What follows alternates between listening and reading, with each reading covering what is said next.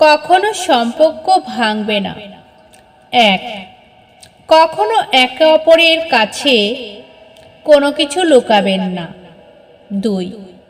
একে অপরের সাথে বন্ধুত্বের মতো আচরণ করবেন। 3. ছোটখাটো বিষয় নিয়ে কখনো বড় রকমের ঝগড়া করবেন না। 4. স্ত্রীর নিজস্ব কথা কখনো অন্য কাউকে বলবেন না। 5. কখনো দুজনের মধ্যে তৃতীয় ব্যক্তিকে ঢুকতে দেবেন না। 6. যদি আপনার কোনো দোষ থাকে তাহলে সেটা স্বীকার করবেন। কখনো একে অপরের ওপরে চাপিয়ে দেবেন না। 7. গতকালের ঝগড়ার জন্য পরের দিন পর্যন্ত কথা বলা বন্ধ করবেন না। অন্যর কথা শোনা মাত্রই উত্তেজিত হয়ো না। আগে কথাটা সত্যটা যাচাই করো।